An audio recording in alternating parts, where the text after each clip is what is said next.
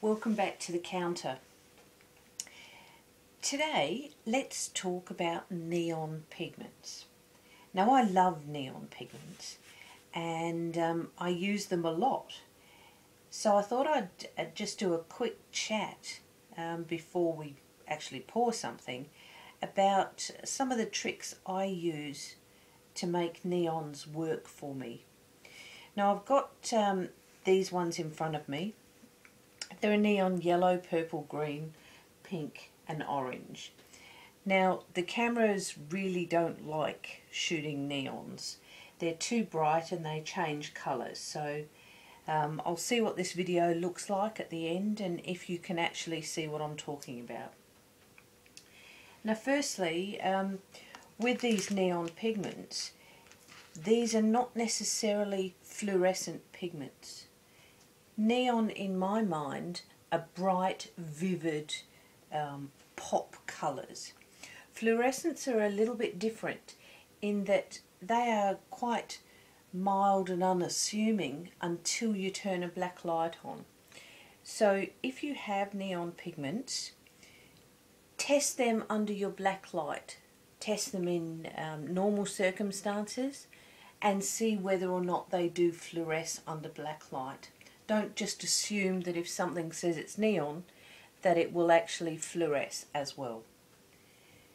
Okay, so a couple of things that are either good for your art or bad if you're not looking for that effect. So here are some examples. This one is using Raging Raspberry. Now I'll try and make sure that you don't get glare in this.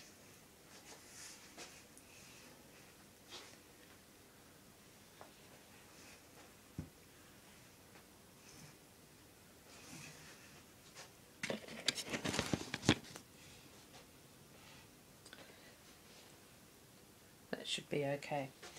Now these pigments are translucent pigments, which means that they're affected by the colours around them, what they run over, and they can change depending on what you do with them. In this case, what I've done is I've poured this Raging Raspberry over the top of an old blue seascape type pour that I didn't like.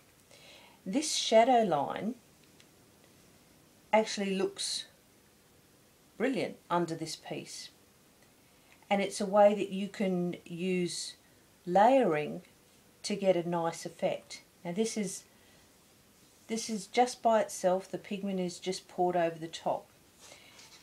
Now I'm not sure if you can actually see that, but when it comes across the white it turns it into a candy pink. Okay.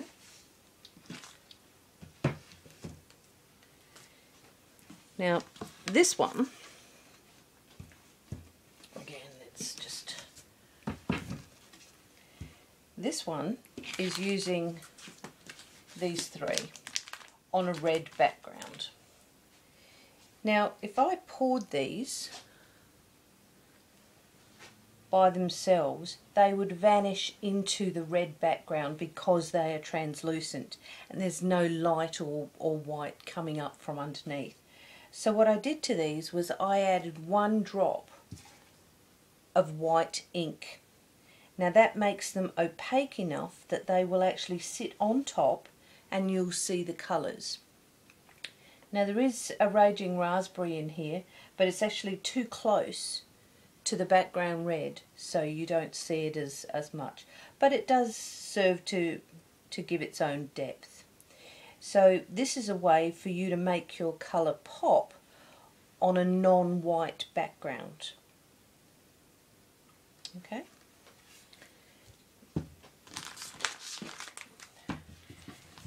Now with that drop of white in mind, I started playing with these pearl pigments. Now these pearl pigments have a hint of colour in them. So basically when you use them by themselves, they pick up colours within your piece, right?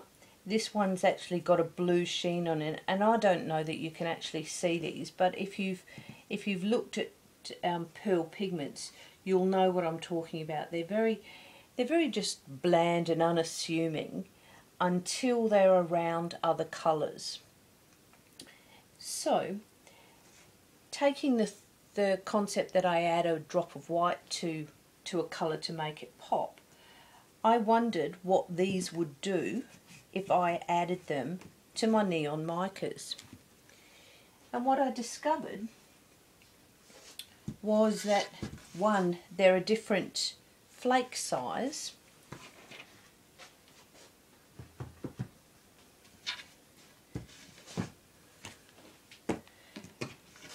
So the pearl floats and the neon pigment drops, which leaves you with this, and I'm not even sure that you can actually see this, but what happens is, and this was using a violet pearl over the neon orange, it's this one, is you get a float of purple over the top of your orange. Now, because they're actually a white pigment, I don't need the white ink to make it pop.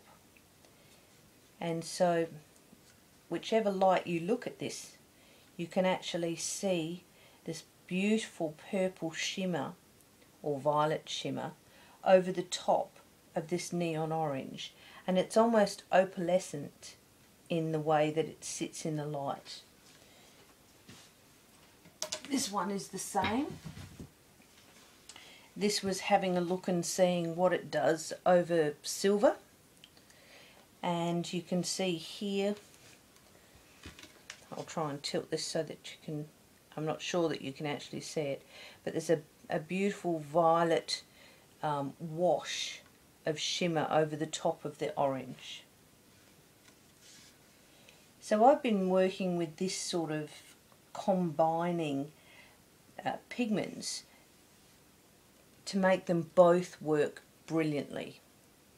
Okay, very happy with how this works, and we'll continue this using and I'll probably use the orange again. I only did these a couple of days ago, so I need to perfect what's going on.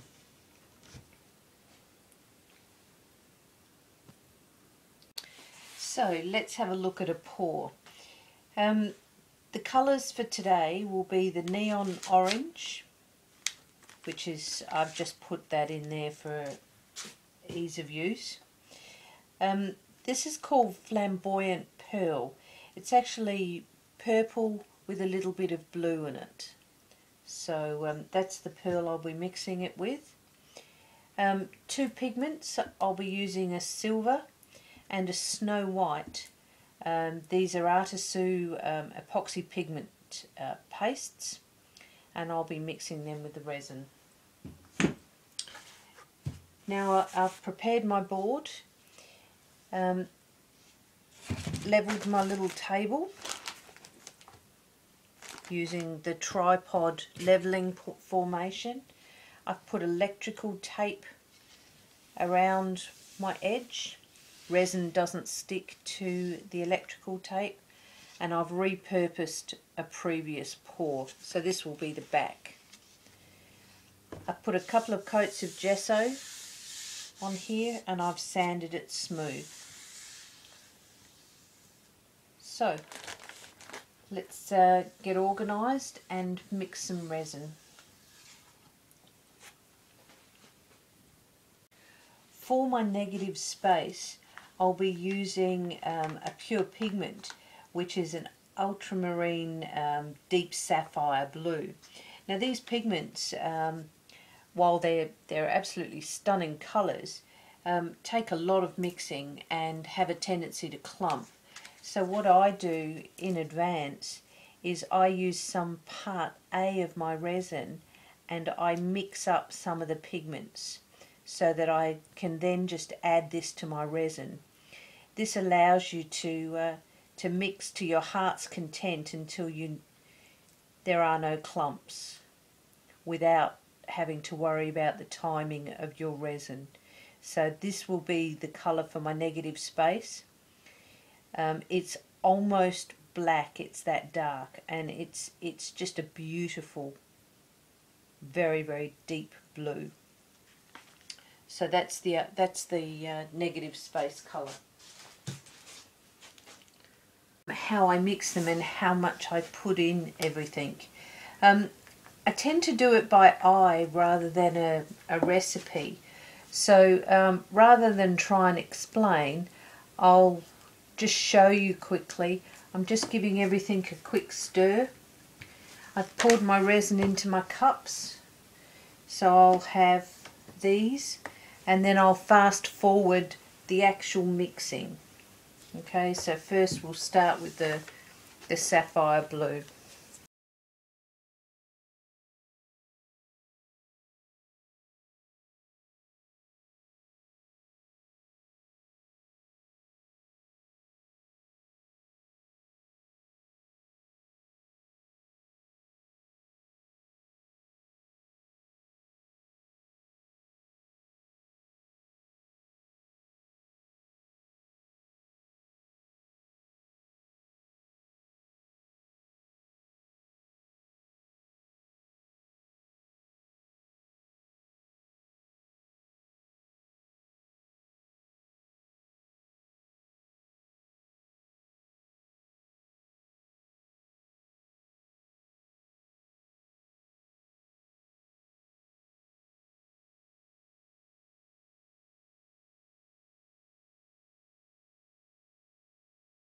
Colours.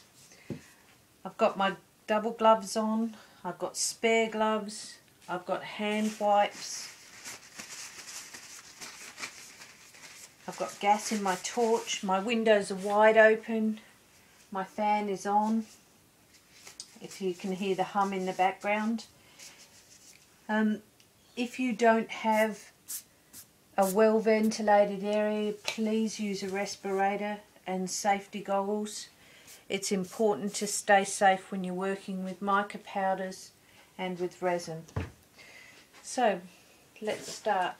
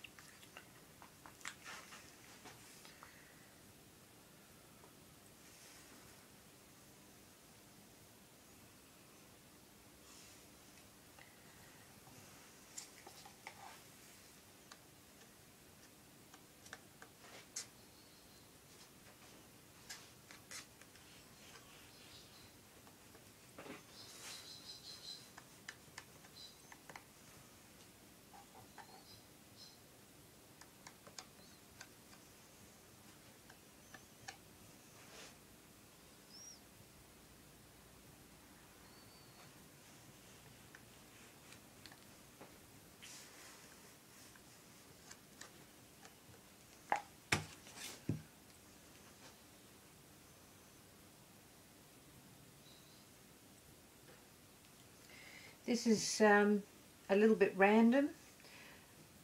My only plan is to have the colours mix in a nice manner, and I'm just looking for a bit of balance. I've also got the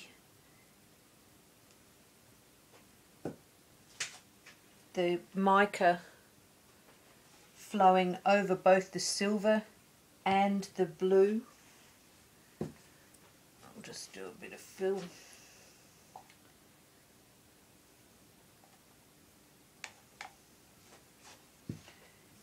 And then I'll include some white.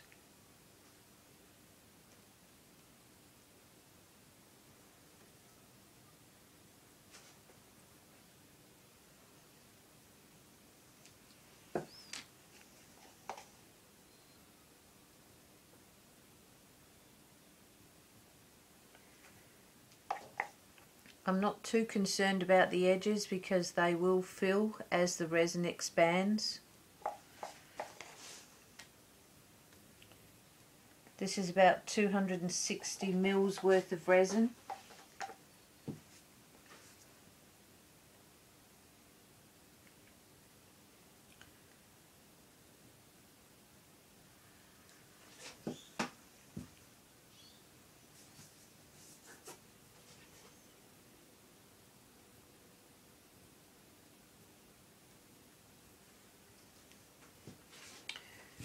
Okay, let's put a heat gun on it and see what we get.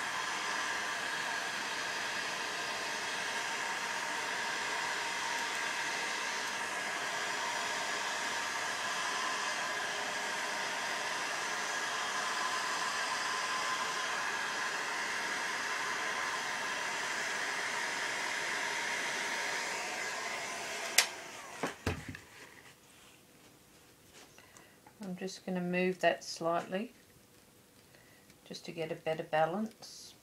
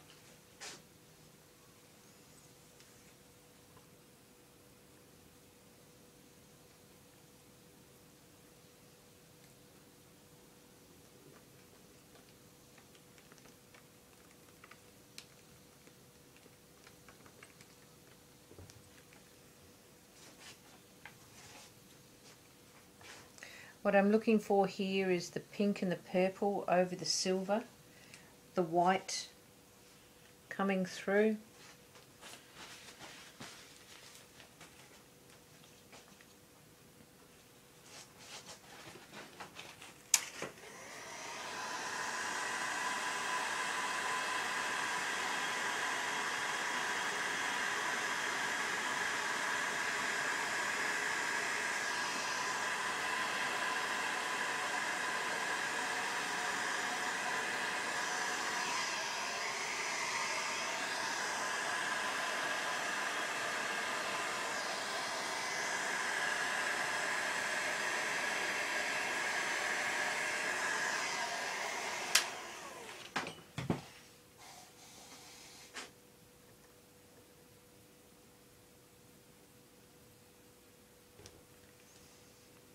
It's a little bit messy for what I'd normally like. Maybe tip some of that silver off. Just balance it out just a bit. And I think we should add some more of the navy up here.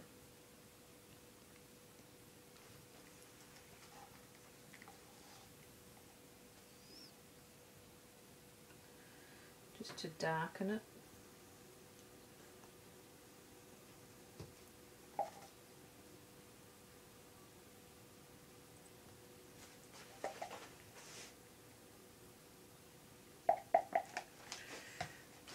We've got some beautiful multicoloured effects coming through here.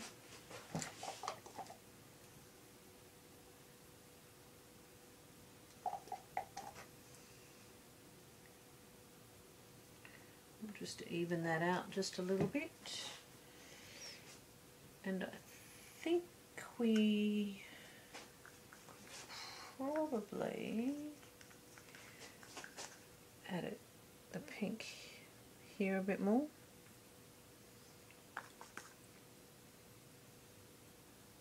Or the orange.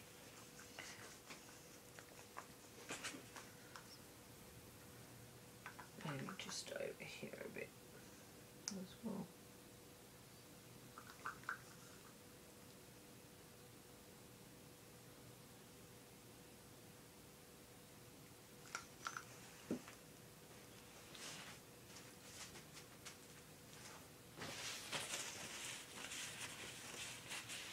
Just even that out with a bit of heat.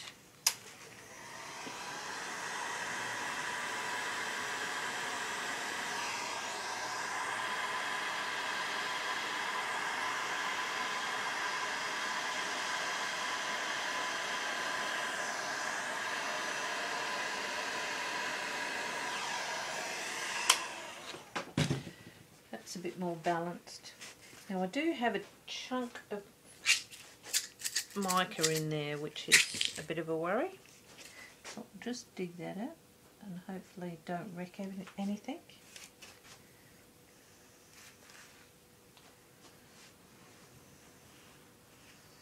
That's a little bit more balanced. Okay, let's leave it there. Oh, one more little bit in here.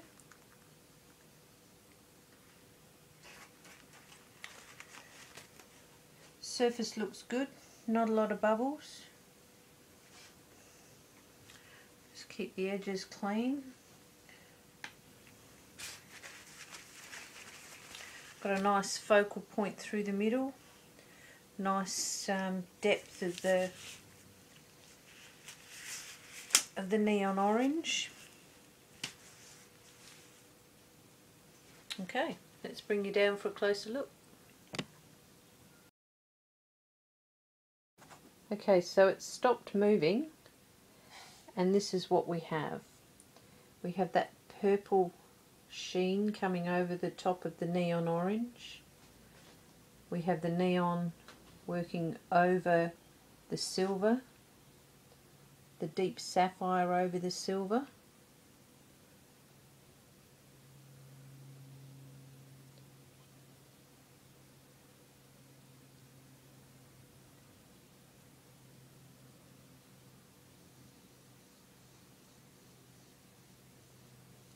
The cameras really don't like doing this neon.